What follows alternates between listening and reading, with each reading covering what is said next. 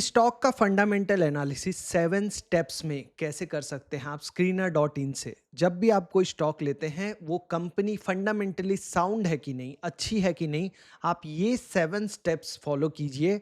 आपको पता चल जाएगा कि वो कंपनी लॉन्ग टर्म इन्वेस्टिंग के लिए फंडामेंटली अच्छी है कि नहीं। इवन जब आप स्विंग ट्रेडिंग करते हैं, कोई भी सेटअप यूज करते हैं, चाहे वो सुपर ट्रेंड हो, रिलेटिव स्ट्रेंथ हो, आपको बहुत सी कंपनियां मिलती होंगी। सभी को तो नहीं ले सकते आप। आपको एलिमिनेट करना आना चाहिए कि इन 500 कंपनी या इन 10 कंपनी में से वो एक कंपनी कौन सी है जिसमें आप स्विंग ट्रेडिंग भी करना चाहेंगे। वो भी अगर फंडामेंटली साउंड है, फंडामेंटली अच्छी है, तो उसके ज़्यादा चांसेस हैं सही होने के। तो वहाँ पे भी आप ये 7 स्टेप्स अपना के एलिमिनेट कर सकते हैं बाकी 9 कंपनियों को 10 में से।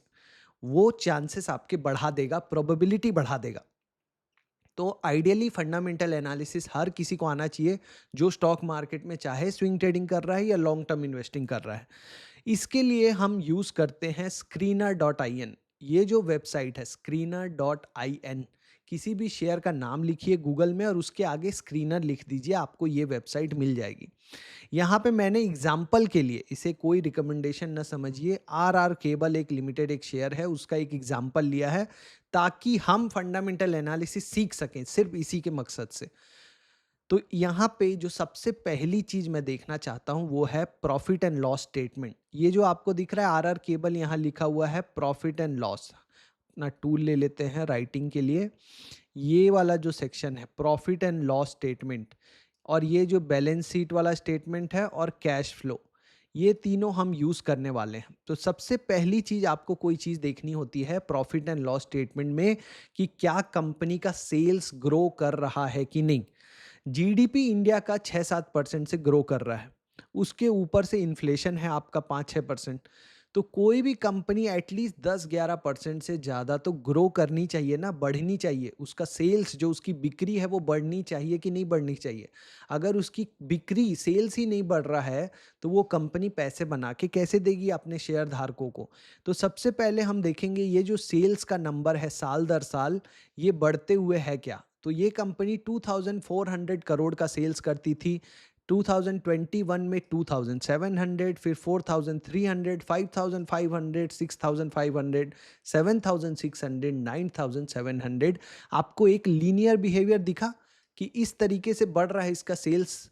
ये एक अच्छी बात होती है। किसी भी कंपनी में आपको देखना चाहिए कि ये सेल्स लगातार बढ़ती जा रही हो। अगर आपकी दुकान होती है तो आप चाहते हैं ना कि हर साल पिछले साल की तुलना में ज़्यादा सेल्स हो, तभी तो आप उस बिजनेस को खरीदना चाहेंगे ना। तो ये सेल्स ग्रोथ लगातार बढ़ती हो, जितना ज़्यादा उतना अच्छा। यहाँ पे आपको इसका नंबर दिखाता है कि पिछले 5 साल में इसका सेल्स 29% एवरेज से बढ़ा है, पिछले 3 साल में 20%, और अभी पिछले 12 महीने में टीटीएम मतलब ट्रेलिंग 12 मंथ्स में 28%। मतलब पिछले 3 साल के एवरेज से अभी ज़्यादा ग्रोथ रेट है 28। ये अभी क्षणिक जो मोमेंटम आता है, शॉर्ट टर्म मोमेंटम, उसके लिए बहुत ज़रूरी है किसी भी स्टॉक में कि करंट सेल्स ग्रोथ पिछले 3 साल के ग्रोथ रेट से ज़्यादा हो। लॉन्ग टर्म के लिए आपको देखना है कि लीनियरिटी है कि नहीं, लगातार सेल्स ग्रोथ बढ़ रहा है कि कभी बढ़ता है फिर घटता है बहुत, फिर बढ़ता है फिर बढ़ता है। इस तरीके की कंपनियों को बोलते हैं सिक्लिकल कंपनियां, जो साइकिल में चलती हैं।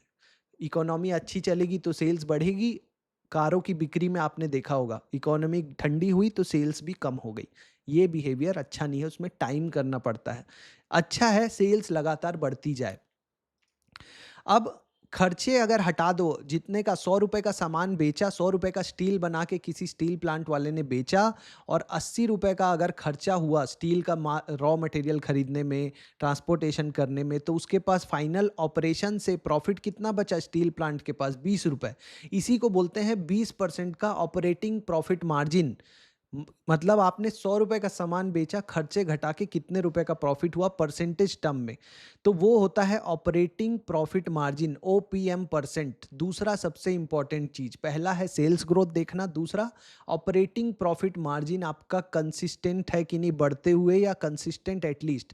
ये जो 8%, 9%, 7, 6, 6, 8 ये जो दिख रहा है, ये ऐसा नहीं होना चाहिए कि 8-9 हुआ फिर सीधा 1-2 ज़ीरो हो गया, फिर 8-9 हुआ फिर 1-2 ज़ीरो हो गया। इस तरीके का बिहेवियर भी दिखाता है कि कंपनी साइक्लिकल कंपनी है, साइकिल में चलती है। ये नंबर आइडियली बढ़ते हुए हो तो ज़्यादा अच्छा है। 8, 9, 10, 11 इस तरीके का नंबर जहाँ दिखे वो ज़्यादा अच्छा है। मतलब उस कंपनी का ऑपरेटिंग प्रॉफिट मार्जिन बढ़ते हुए है। मतलब अब वो सेल्स को भी बढ़ा रही है और खर्चे कम कर रही है तो ज़्यादा प्रॉफिट हो रहा है। तभी तो शेयर का प्राइस बढ़ेगा ना। तो दूसरा इंपॉर्टेंट चीज़ है ऑपरेटिंग प्रॉफिट मार्जिन परसेंटेज देखना, कंसिस्टेंट है क्या, बढ़ते हुए है क्या। तीसरा आपको देखना है कि वो कंपनी ने जो उधार लिया है, कहीं से अपना काम करने के लिए जो उधार लिया है, उसके पीछे कितना इंटरेस्ट दे रही है। इंटरेस्ट तो देगी ना, आप अगर लोन लेते हैं तो ईएमआई देते हैं, वैसे ही कंपनी भी ईएमआई देती है। ये जो उसका है वो इंटरेस्ट का अमाउंट है कि इस साल 2026 में ये कंपनी ने 77 करोड़ का इंटरेस्ट पे किया है अपने लोन्स के, डेट के अगेंस्ट में। अब इसमें देखना क्या है, कहीं ये इंटरेस्ट इतना बड़ा अमाउंट तो नहीं है कि इसका जो टोटल नेट प्रॉफिट बच रहा है उसका एक बहुत बड़ा हिस्सा हो। कमा रहे हो 100 करोड़ और इंटरेस्ट देना है 120 करोड़, तो कहाँ से सर्वाइव करोगे। बहुत सी कंपनियां आपको ऐसी मिलेंगी जहां इंटरेस्ट का अमाउंट इतना ज़्यादा होगा कि वो प्रॉफिट ही नहीं कमा रही, तो उस इंटरेस्ट को भरने के लिए और लोन लेना पड़ जाएगा। तो ये इंटरेस्ट अमाउंट को देखना बहुत जरूरी है। इसको एक टर्म है इंटरेस्ट कवरेज रेशियो।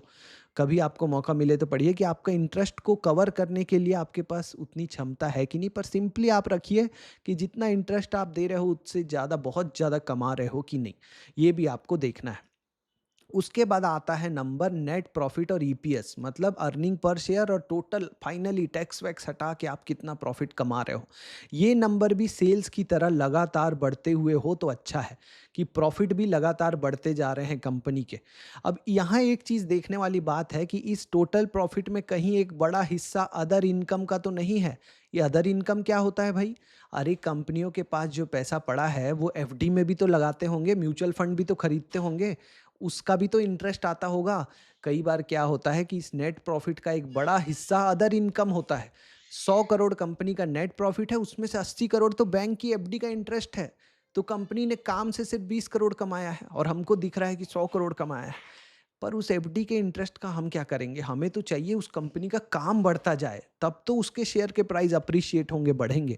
तो ये देखना है कि नेट प्रॉफिट लगातार बढ़ता जा रहा हो, यहाँ पे आपको देखना है वो नंबर जितना ज़्यादा हो उतना अच्छा है, और उसमें एक बड़ा हिस्सा अदर इनकम का ना हो।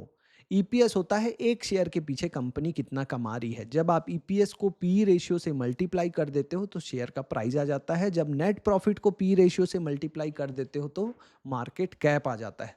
तो ये आपको देखना है, पहला सेल्स, दूसरा ऑपरेटिंग प्रॉफिट मार्जिन, तीसरा इंटरेस्ट कितना दे रही है, चौथा नेट प्रॉफिट कितना है। चार बातें हो गई। अब चले जाते हैं बैलेंस शीट में। बैलेंस शीट में देखना है कंपनी का बोरोइंग कितना है, कंपनी का जो उधार है वो कितना है, क्या ये लगातार बढ़ते हुए है और एक बहुत बड़ा नंबर है क्या। तो ये बड़ा नंबर है कि छोटा नंबर, ये कैसे पता चलता है? डेट टू इक्विटी रेशियो से। सो आप यहाँ पे ये जो ऐड रेशियो टू टेबल लिखा है, यहाँ आप लिखिए डेट टू इक्विटी रेशियो।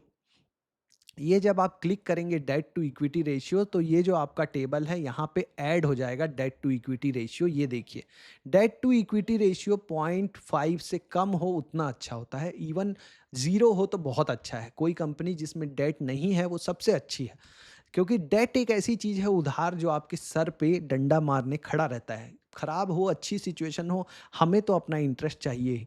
तो डेट फ्री कंपनियां अच्छी होती हैं बजाय कि जिनमें डेट है उन कंपनियों से, पीसफुल इन्वेस्टिंग के लिए। तो डेट टू इक्विटी रेशियो जितना कम हो उतना अच्छा है, ये चीज़ आपको देखनी है। उसके बाद आपको देखना है कि कोई कंपनी अपने फिक्स्ड एसेट को बढ़ा रही है कि नहीं। मतलब कमाई तो हर कोई कर लेता है, पर क्या वो फ्यूचर के लिए इन्वेस्ट कर रहा है, कोई फिक्स्ड एसेट बना रहा है जिससे फ्यूचर में कमाई बढ़ेगी। तो ये नंबर बढ़ते हुए हो अगर किसी कंपनी का, तो बहुत अच्छा होता है। फिक्स्ड एसेट का नंबर बढ़ते हुए होना चाहिए। ये नंबर आप देख लिए। इसके बाद सबसे इंपॉर्टेंट आता है cash flow from operating activity, मतलब अपने ऑपरेशन से कितना कैश बना रही है कंपनी। जो काम कर रही है उससे प्रॉफिट तो बना रही है, पर वो प्रॉफिट कैश में कन्वर्ट हो रहा है कि नहीं। देखिए, हमने किसी को सामान बेचा 31 मार्च को, और हमारी एंट्री हो गई कि हमें प्रॉफिट हुआ 200 करोड़ का, पर अगले ने पैसा तो नहीं दिया है, अभी तो सिर्फ प्रॉफिट एंट्री हुई है। अगले ने 1 अप्रैल को कैश दिया आपको पैसा, तो वो 1 अप्रैल को कैश में दिखाएगा प्लस 200 करोड़ रिसीव हुआ। तो वो 1 अप्रैल अगले फाइनेंशियल ईयर में जुड़ जाता है और प्रॉफिट पिछले फाइनेंशियल ईयर में। तो ये हर साल का डेटा देखने का कोई मतलब नहीं है कि हर साल आप मैच नहीं कर सकते, लेकिन पिछले जितने भी साल का आपको मिले मैक्सिमम 10 साल का, 5 साल का, आप जोड़िए, इसको ऐड कीजिए टोटल सीएफओ। अब ये जो टोटल सीएफओ है ये पैट के लगभग लगभग बराबर होना चाहिए, प्रॉफिट आफ्टर टैक्स के बराबर होना चाहिए। एटलीस्ट इसका 80 से 90% तो होना ही चाहिए। उससे कम है तो आप उस कंपनी को बिल्कुल हाथ ना लगाएं, क्योंकि वहाँ पे कुछ झोल हो सकता है, कुछ तो दिक्कत हो सकती है। 80 कई कंपनियों में आपको सीएफओ ज़्यादा मिलेगा पैट से, वो अच्छी बात है, वो ज़रूरी है, वो बहुत ही अच्छा कंपनियों में होता है। लेकिन एटलीस्ट सीएफओ पैट के बराबर होना चाहिए। टोटल जो पिछले 5 साल का अगर जोड़ो तो 5 साल का पैट जोड़ लो, पिछले 10 साल का जोड़ो तो 10 साल का पैट जोड़ लो। ये आपको देखना चाहिए किसी भी कंपनी में। उसके बाद जो बेसिक चीज़ें आप जानते हैं, आरओई, आरओसी किसी कंपनी का अगर 15 से ज़्यादा है तो अच्छा है। किसी कंपनी का करंट पी रेशियो जो है, करंट पी रेशियो जो है, अगर उसके ग्रोथ रेट से कम है तो क्या बोलते हैं, पैग रेशियो बोलते हैं उसको, P divided by growth rate less than 1। तो ये जो पी रेशियो है, ये जो उसके करंट जो ग्रोथ रेट है, ये जो प्रॉफिट में जो ग्रोथ रेट है 67, इससे कम हो तो कहते हैं कंपनी बार्गेन में मिल रही है, सस्ते में।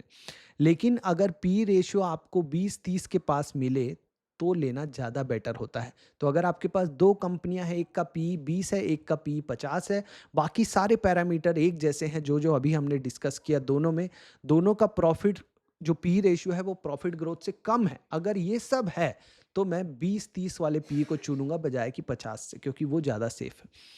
50 का पी रेशियो मैं तब लूंगा अगर उसका ग्रोथ रेट 50 से ज़्यादा है और सस्टेनेबल है, तब। तो इतनी चीज़ें अगर आप देख लें किसी भी शेयर में, तो आप सोचिएगा कि आपने फंडामेंटल एनालिसिस के लिए जो बेसिक चीज़ें थी वो तो कवर कर ली हैं। बाकी आपने जो भी टेक्निकल देख के जो लेना है स्विंग ट्रेडिंग के लिए आप ले सकते हैं। लॉन्ग टर्म इन्वेस्टिंग के लिए अगर लेना है तो अगर ये सारी खूबियां हैं किसी कंपनी में और वो कंपनी अगर 20 के पी रेशियो से कम में मिल रही है, तब उसे लेना सही होता है। ठीक है, तो ऑल द बेस्ट। ये आप करिए फंडामेंटल एनालिसिस, इसको रिपीट कीजिए, इसको लिख के रखिए कहीं, ये जितनी बातें हैं, और धीरे धीरे आप इसको कुछ स्टॉक्स में प्रैक्टिस कीजिए तो आप देखेंगे कि आपको ये याद होने लग जाएगा। अगर आपको वीडियो सही लगा तो चैनल को सब्सक्राइब करने के बारे में सोचिए, अपने फ्रेंड्स को भेजने के बारे में सोचिए। ऑल द बेस्ट, मिलेंगे नेक्स्ट वीडियो में।